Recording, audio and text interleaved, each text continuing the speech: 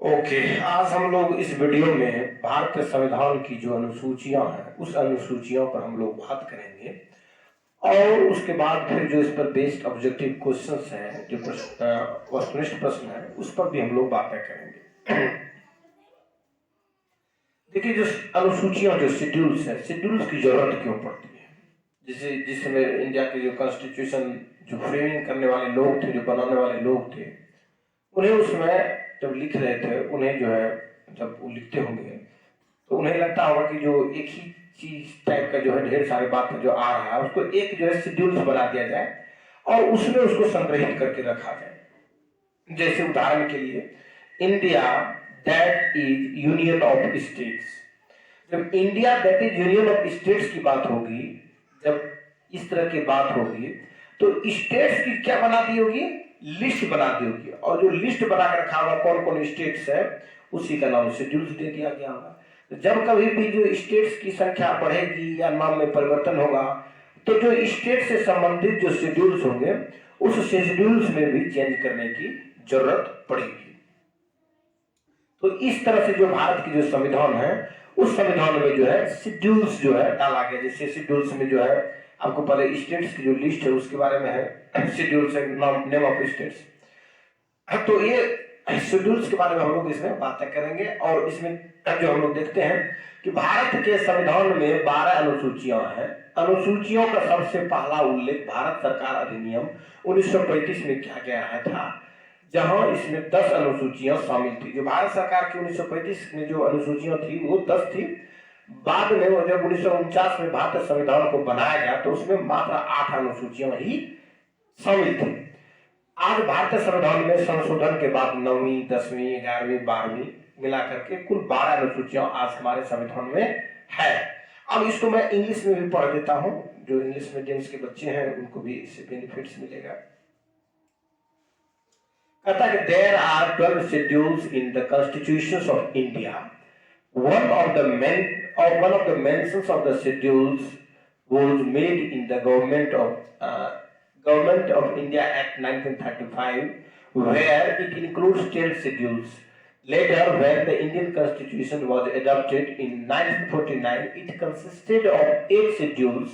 Today, with the amendments in the Indian Constitution, there are a total 12 schedules. जो constitutional amendment है उसमें होते होते होते 8 से जो है आपके शेड्यूल्स की जो संख्या हो गई है 12 हो गई है। लेकिन जो गवर्नमेंट इंडिया एक्ट जो था 1935 जो था उसमें जो है शेड्यूल की संख्या जो थी 10 थी। अब देखते हैं इसमें जो है जो अनुसूचियां हैं उसके एक एक अनुसूची पर हम लोग बात करते हैं। पहली जो शेड्यूल्स है वो ये है, जो फर्स्ट शेड्यूल्स है, कहता है the first schedules of Indian Constitution, कहता है it contains the name of the states in the Union Territories। यह जो है शेड्यूल्स जो है फर्स्ट शेड्यूल, इसके अंदर में जो है कंटेंट्स किया गया है कि भाई इसमें है मौजूद है स्टेट्स का नाम और ही यूनियन टेरिटरीज का नाम। Territory jurisdiction of the state also included, जो उसका जुरिडिक्शंस है वो भी इसमें इंक्लूडेड है।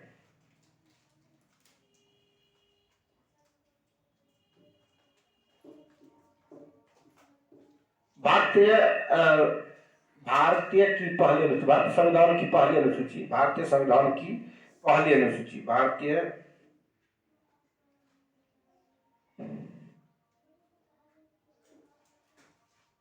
संविधान, भारतीय संविधान की पहली अनुसूची जो है इसमें राज्य और केंद्र शासित प्रदेशों के नाम होते हैं। इस राज्यों के क्षेत्रीय अधिकार क्षेत्र भी शामिल होते हैं। इसमें राज्यों के जो क्षेत्रीय जो अधिकार क्षेत्र जो है उस क्षेत्र भी इसमें शामिल है। कहाँ कहाँ तक ये राज्य फैला होगा, क्यों कुछ डिस्ट्रिक्ट होगा, कौन क्या होगा, उसके अंदर में पूरी जो है ये क्षेत्र जो है कहाँ कहाँ किस तरह से इसके क्षेत्र कितना होगा, ये सभी भी जो है इसमें शामिल है। मतलब स्टेट्स का नाम भी है, स्टेट या यूनियन टेरिटरी के नाम भी है, और उसके जो एरियाज होंगे, जो क्षेत्र में कहाँ तक वो फैला रहेगा, वो भी कौन कौन सा उसके रजिस्टर। जैसे स्टेट का जब बंटवारा होती है तो उसमें ये मेंशन कर दिया जाएगा कौन कौन सा क्षेत्र जो है इस स्टेट में रहेगा, कौन कौन सा क्षेत्र जो है दूसरे स्टेट में जाएगा जो बनेगा। तो जो पहली अनुसूची है भारतीय संविधान की, उसमें किसकी बातें हैं? उसमें बातें हैं जो हमारे देश में जो राज्य है जिसको हम लोग स्टेट्स कहते हैं, जैसे Bihar, Uttar Pradesh, Bengal, Orissa, Rajasthan, Gujarat, Andhra Pradesh, Telangana, Kerala, Tamil Nadu, these are the name of the states. इसी प्रकार जम्मू कश्मीर, लद्दाख, दादर एवं नगर हवेली, दमन एवं द्वीप, ये सभी जो न्यू दिल्ली, चंडीगढ़, ये सभी जो है इस यूनियन टेरिटरीज का नाम है। तो ये सभी इसके लिस्ट में जो होंगे शामिल होंगे, इस सूची में जो अनुसूची में जो होंगे वो अंकित होंगे। ठीक है, अब हम लोग जो बात करते हैं सेकेंड शेड्यूल्स की, जिसको हम लोग क्या कहते हैं, द्वितीय अनुसूची ऑफ इंडियन, सेकेंड अनुसूची of the Indian constitution, second schedules of the Indian constitution. तो provision in relation to allowances, privileges, emoluments of President of India, Governor of Indian states, Speakers of Lok Sabha and Deputy Speaker of Lok Sabha, Chairman of Rajya Sabha and Deputy Chairman of Rajya Sabha, Speaker and Deputy Speaker of Legislative Assemblies of Indian states, that means Bihar, Uttar Pradesh, Bengal, फलना चिल्ला। ठीक है, उसके बाद chairman and deputy chairman of legislative council of the Indian state, जैसे कुछ राज्य हैं, जैसे बिहार हो गया, उत्तर प्रदेश, वहाँ पर जो है स्टेट लेजिस्लेचर भी है, तो उसके स्टेट लेजिस्लेचर के साथ साथ स्टेट लेजिस्लेटिव काउंसिल्स भी है। तो उसके लिए जो है चेयर और डिप्यूटी के बारे में जो सैलरीज होगा, जो अलाउंसेस होगा, जो एमिलमेंट्स होगा, उसके बारे में बातें हैं। उसके बाद है सुप्रीम कोर्ट ऑफ जजेस, जो सुप्रीम कोर्ट के जज होते हैं उनके, हाई कोर्ट के जज जो है उनके लिए, और computer and auditor general of India, जिसको कैग करते हैं, इसके लिए, सभी के लिए क्या है, सभी के लिए बातें हैं कि इन्हें जो है सेकेंड शेड्यूल्स में क्या एमोलमेंट्स रहेगा इसका। ठीक है, क्या इसको अलाउंसेस मिलेगा, क्या क्या इसकी सुविधाएं रहेगी, क्या क्या इसको मिलेंगे, उसी सुविधाओं और उसी पैसे मनी के बारे में बातें हो रही, उसी अलाउंसेस के बारे में बातें की गई, किसमें, second schedule of Indian constitution में। इसको हिंदी में भी देख लेते हम लोग। भारतीय संविधान की दूसरी अनुसूची, भारतीय संविधान की दूसरी अनुसूची, निम्नलिखित के भत्ते, विशेष निम्नलिखित मतलब नीचे जो दो दिए गए हैं उनके भत्ते, विशेषाधिकार जो उसके प्रिविलेजेस हैं, परिलब्धि और जो उसको टोटल एमिलमेंट्स जो मिलता है, क्या क्या मिलेगा, डीए, टीए, फलना चिल्ला जो मिलेगा, परिलब्धियों के संबंध में प्रावधान। उसका जो भारत के राष्ट्रपति जो है जिनको मिलना है उससे, जिसके बारे में है जिक्र है शेड्यूल सेकंड्स में, भारत के राष्ट्रपति, भारतीय राज्यों के राज्यपाल जो गवर्नर होते हैं सभी स्टेट के, लोकसभा के अध्यक्ष, स्पीकर ऑफ द लोकसभा, और लोकसभा के जो डिप्यूटी स्पीकर उसके, राज्यसभा के सभापति जो चेयरमैन होते हैं, ex officio chairman of Rajya Sabha is vice president, Rajya Sabha के सभापति और राज्यसभा के उपसभापति, जो उपसभापति वो उनके बारे में है डिप्यूटी चेयरमैन में। भारतीय राज्यों की विधानसभाओं के अध्यक्ष और उपाध्यक्ष, जो भारतीय जो राज्य है, जैसे बिहार, यूपी, फलना चिल्ला, जो भी स्टेट्स है, उनके जो है जो स्टेट असेंबलीज है, असेंबलीज की जो सभापति होंगे, जो चेयरमैन होंगे, और उनके डिप्यूटी चेयरमैन है, उनके बारे में जो है कह रहा है। उसके बाद भारतीय राज्यों की विधान परिषद, जिस स्टेट में स्टेट काउंसिल्स है, उसके जो चेयरमैन होंगे उनके बारे में कह रहा है, उनके अध्यक्ष और उपाध्यक्ष के बारे में। उसको भारत सर्वोच्च न्यायालय के न्यायाधीश, इसमें मुख्य न्यायाधीश भी होंगे, अन्य न्यायाधीश भी, उसी प्रकार उच्च न्यायालय के न्यायाधीश, इसमें क्या होंगे, chief justice of high court और as well as other justice of the high court होंगे। उसके बाद कैग, जो भारत के नियंत्रण महान लेखा परीक्षक जो कैग है, इन सभी की जो एमोलमेंट्स है, प्रिविलेज है, इस सब के जो अलाउंसेस है, ये सभी जो है का चर्चा जो है शेड्यूल सेकंड्स में किया गया है, या शेड्यूल सेकंड में दिया गया है, बदलते रहता है। जब इसका वेतन बढ़ेगा, एमोलमेंट्स बढ़ेगा, तो उसमें भी संशोधन होते रहेंगे, उसमें भी चेंजेज होगा उसके शेड्यूल्स में। अब जो है हम लोग बातें करते हैं थर्ड शेड्यूल्स की। ठीक है, थर्ड शेड्यूल्स को देखते हैं। थर्ड शेड्यूल में बताया it contains the forms of the oath and the affirmation for union ministers of India, parliament elections candidates, member of parliament MPs, supreme court of जजेस, computer and auditor general, state ministers, state legislative elections candidates, state legislative members, high court जजेस। ये जो oath लेते हैं, ये जो शपथ लेते हैं, उसके शपथ में जो क्या क्या बोलेंगे उसी के बारे में इसका फॉर्मेशन का फॉर्मेट दिया गया है। और वो शेड्यूल्स में उसमें जो है ना सबका उसमें अटैच्ड है क्या क्या होंगे उसमें। तो उसके जो थर्ड शेड्यूल्स है उसी में इसका जिक्र है ओथ के बारे में। ये जो लेंगे ओथ कौन लेंगे, यूनियन मिनिस्टर्स ऑफ इंडिया, उसके बाद पार्लियामेंट इलेक्शन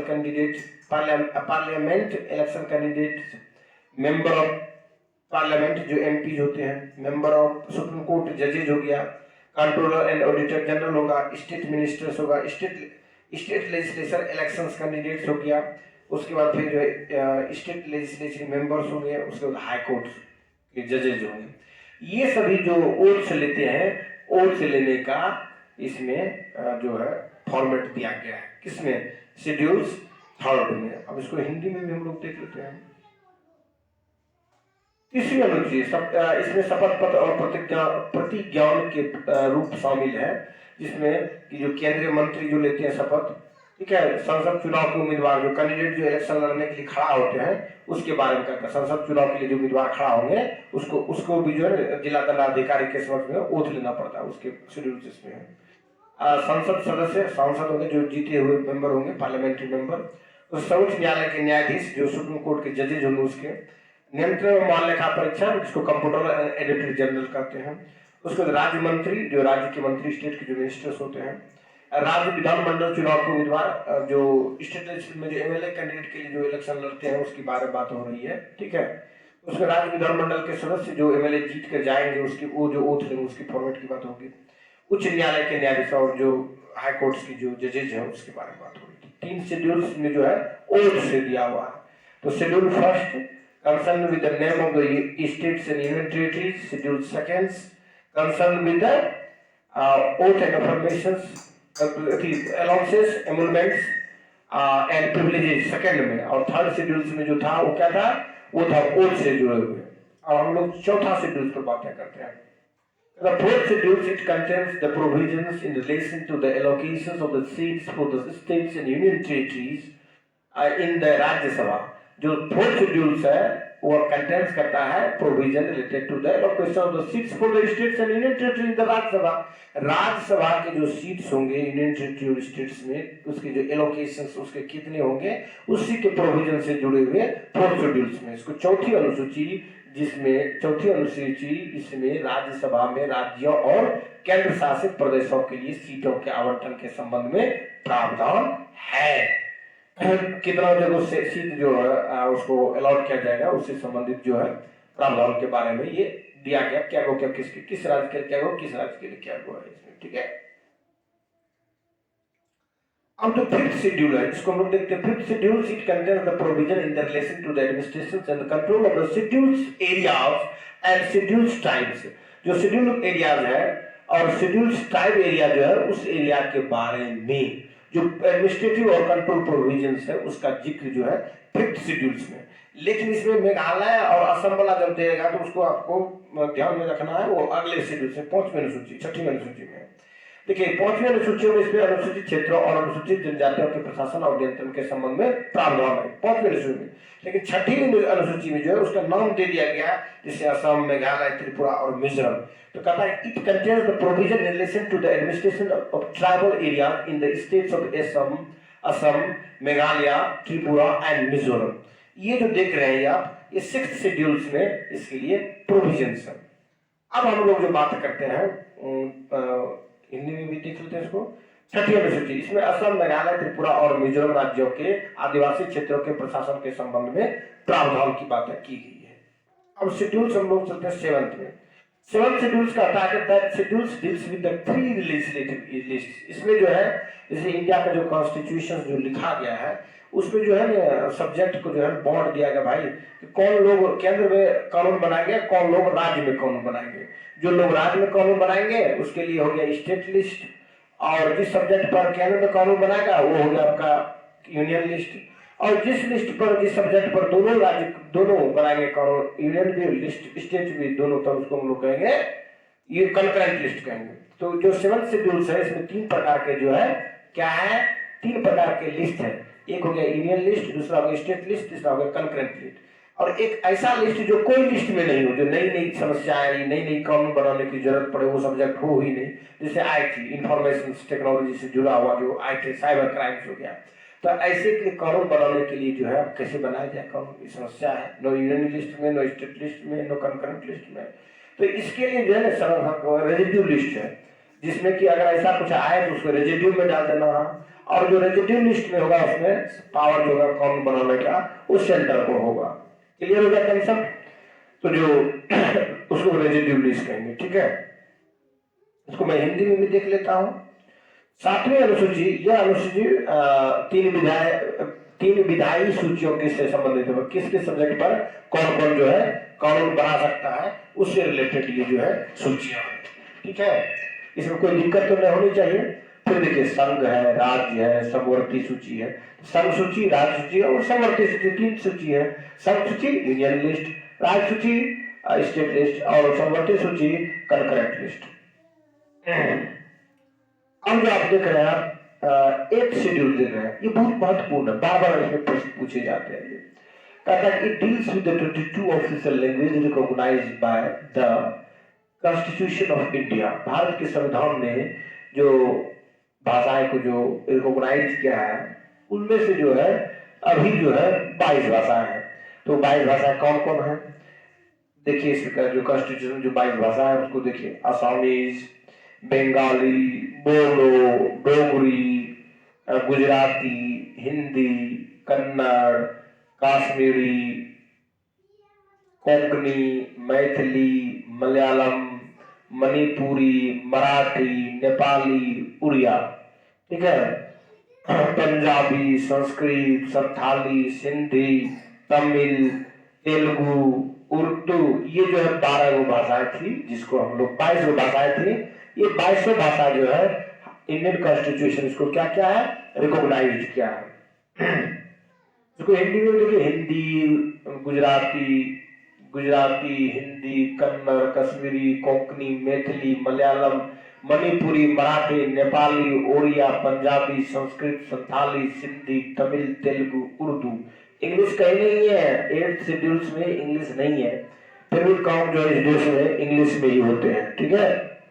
तो 9 शेड्यूल्स को देखिए, ये तो 8 शेड्यूल में भाषा जो रिकॉग्नाइज उससे था, और 9 शेड्यूल्स में चलते हम लोग।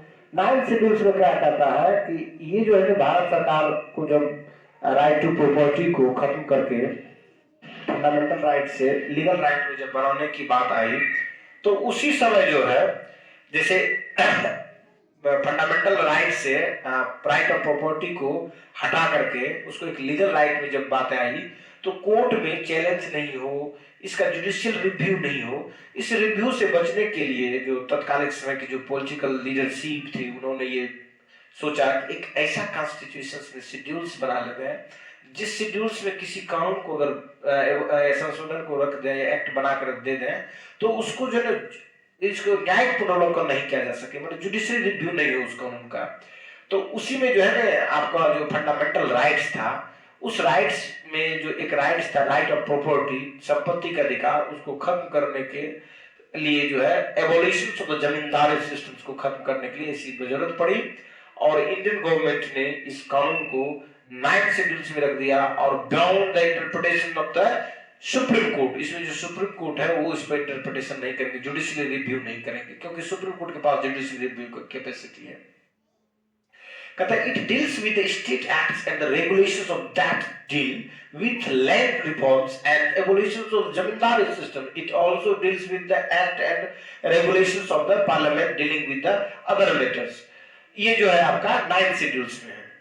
अब इसके लिए क्या जरूरत पड़ी, वो मैं बातें करता हूं। कहता first amendment act 1951 added to the 9 schedules to protect the law, including in it from the judicial scrutiny on the ground of the violation of the fundamental rights। क्योंकि जब फंडामेंटल राइट्स का जब वायलेशंस किया जाएगा, तो वैसी परिस्थिति में जो है स्टेट जो सत्ताएं जो होती है, जो गवर्नमेंट होती है, वो ज्यादा हावी होने लगती है पब्लिक पर, क्योंकि जो पब्लिक है वही पावर है, और जब पब्लिक पावर है तो उसके पब्लिक की जो राइट्स है, that is the right of fundamentals, उसको अगर वायलेशंस करता है स्टेट्स का, तो वो जो है उसके लिए क्या करेंगे, उसके लिए सुप्रीम कोर्ट गार्जियन के रूप में काम करता है। वैसे परिस्थिति में सुप्रीम कोर्ट उस तरह के लॉज को वायलेट घोषित कर वाइड घोषित कर देता है, नल एंड वाइड घोषित कर देता है। तो ऐसी परिस्थिति में चूंकि फंडामेंटल राइट्स का वहां पर वायलेशंस हो रहा था, क्योंकि जो एवोल्यूशन सिस्टम था, जमींदारी सिस्टम का एवोल्यूशन जो था, उसकी उन्मूलन जो थी वो जो है फंडामेंटल राइट से संबंधित थी, क्योंकि राइट ऑफ प्रॉपर्टी उसका हिस्सा था। तो लोगों को जो स्लिंग एक्ट के तहत जमीन सीज की जाती वो इसमें नहीं हो पाता। ऐसी परिस्थिति में सरकार को इस तरह की जो है प्रावधान बनाने की जरूरत पड़ी। तो कहता है the first amendment act 1951 added the ninth schedule to protect the laws including its from the judicial scrutiny on the ground of violation of the fundamental rights. However, in 2020-2007, the Supreme Court ruled that laws included in these schedules after April 24, 1973 are now open to judicial review. जो अब जो है ये जो क्या कहते हैं 2007 के बाद जो है ये जुडिशियल रिव्यू के इसको खोल दिया गया है, जुडिशियल रिव्यू इसमें हो सकती है। तो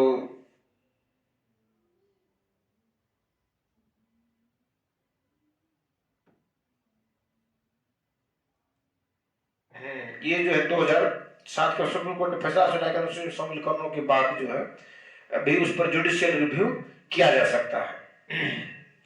अब हम लोग बातें करेंगे 10th शेड्यूल्स पर। Yes, sir. It contains the provision relating to the disqualification of the members of parliament and state legislatures on the ground of the defection. जैसे क्या होता था कि पार्टी में बहुत सारे लोग जीत के गए किसी के टिकट के नाम पर, और क्या हुआ अपना जो है जिस पार्टी से जीत के गए उस पार्टी को छोड़ करके दूसरे पार्टी में शामिल हो गए। ऐसी परिस्थिति में जो उसमें की तत्कालिक जो लीडरशिप था उन्होंने ये डिसीजंस लिया कि जनता ने जिस पॉलिटिकल पार्टी के बैनर पर इसको जिताया है उसको छोड़ के किसी दूसरे के खेमे में जा रहा है। ऐसी परिस्थिति में जो डेमोक्रेटिक वैल्यूज है उसकी कमी होगी और उसका वायलेशंस होगा। डेमोक्रेटिक जो सेटअप है उसकी जो स्ट्रेंथ है उसमें कमजोरी आएगी। इस तरह के चीजों को मद्देनजर रखते हुए सरकार ने कुछ लॉ बनाया, कुछ शर्त बनाया कि भाई कब जो है आप जो है एक पार्टी से जाकर के टूट करके एक नई पार्टी को गठन कीजिए, दूसरे पार्टी में मिलिएगा, उसके लिए एक शर्त बनाया कितना होना चाहिए। तो वही प्रोविजन इसमें है, अन्यथा जो है उसको आपको डिस्क्वालीफाई कर दिया जाए। तो it contains the provision relating to the disqualification of the member of the parliament and state legislature on the ground of the defection। ये डिस्क्वालिफिकेशन है on the ground of defection, जो दल विधायक को इस दल से बदल कर दूसरे बदल में गए या दल को तोड़ने की कोशिश, उसके लिए ये चीज होती है। तो उसके एक शर्त बनाया गया कैसे आप ऐसा कर सकते हैं, उसके कंडीशंस दिया गया है। This schedules was added by the 52nd Amendment Act of 1985, also known as the Anti-Defection Law। इसे जो है Anti-Defection Law भी कहा जाता है। किसको? जो 10th शेड्यूल्स जो है जो बनाया गया है, इसको मैं हिंदी में भी पढ़ देता हूँ। 10वीं अनुसूची, इसमें दल बदल के आधार पर संसद और राज्य विधानसभाओं के सदस्यों की अयोग्यता से संबंधित प्रावधान है। इसकी जो टिप्पणी है कि इस अनुसूची को 1985 के 52वें संशोधन अधिनियम द्वारा जोड़ा गया है, जिसे दल विदल विरोधी के रूप में भी जाना जाता है इस कानून को। अब हम लोग चलते हैं 11 शेड्यूल्स पर। It contains the provisions that specify the powers, authority and the responsibilities of the panchayat. It has 29 meters। जो राजीव गांधी की जो सरकार थी उनका जो था कि भाई पैसा जो फ्लो करते हैं सेंटर से वह जो है पंचायतों तक नहीं पहुंच पाती है। जो पंचायत के लोग हैं वो आज भी जो है देश की जो मोमेंटम है, जो विकास की जो गति है, उस गति में नहीं आ पाती है, जिसके लिए उनको लगा कि जो पंचायती राज इंस्टीट्यूशन क्रिएट किया जाएगा तो जो मनी का जो फ्लो होगा वो पंचायत तक पहुंचेगा और पंचायत जो रूट स्तर पर जो विकास है पंचायत का वो होगी और देश भी इससे समृद्ध होगी। और इसके लिए जो है 29 सब्जेक्ट पर जो है दिया गया इस शेड्यूल्स में, जिस पर की पंचायती राज इंस्टीट्यूशंस वर्क करेगी, काम करेगी। ठीक है। This schedules was aided by 73rd Amendment Act of 1992। यह जो है शेड्यूल्स जो है जोड़ा गया इंडियन कॉन्स्टिट्यूशंस में 1992 के अमेंडमेंट के 1992 के 73वें अमेंडमेंट के बाद, ठीक है। 11वीं अनुसूची इसमें इसे प्रावधान शामिल है जो पंचायतों की शक्तियों, अधिकार और जिम्मेदारियों को निर्दिष्ट करते हैं। इसके 29 मामले हैं। इस अनुसूची 1992 के 73वें संविधान संशोधन द्वारा इसे जोड़ी गई है। अब लास्ट शेड्यूल्स है जिसको हम लोग 12वीं शेड्यूल्स कहेंगे या 12वीं अनुसूची कहेंगे, उसको हम लोग देखते हैं। कहता है it deals with the provisions that specify the power, authority and responsibilities of the municipalities. It has 18 matters. कहता है कि जो 12th शेड्यूल से जो 12वीं अनुसूची है वो डील्स करता है provision that specify the power, जो शक्ति विषयगा, authority and the responsibilities of the municipalities, जो नगर पालिकाएं होती है उसकी जो पावर है, उसकी जो शक्ति है, उसकी जो उत्तरदायित्व है, उससे रिलेटेड 18 मैटर्स पर जो है उसको डील करने के लिए पावर दिया गया, अथॉरिटी, जिसके तहत आप देखे होंगे कि आप जो है अगर नगर निगम क्षेत्र में है तो वहां पर नगर आयुक्त का चुनाव होता है, नगर परिषद, नगर पंचायत, यहाँ पर जो होते हैं चेयरमैन की चुनाव की जाती है। तो ये सभी जो चीजें जो आपने देख रहा है ये जो है ये 12 शेड्यूल्स के बदौलत जो है इस तरह की जो लोकल गवर्नमेंट के बनने का प्रावधान किया गया है। तो ये हो गया आपकी 12वीं अनुसूची हो गया। अब इस पर जो है ना आपको this schedules was added by the 74th amendment act 1992 के द्वारा इसको एड किया गया। अब इस पर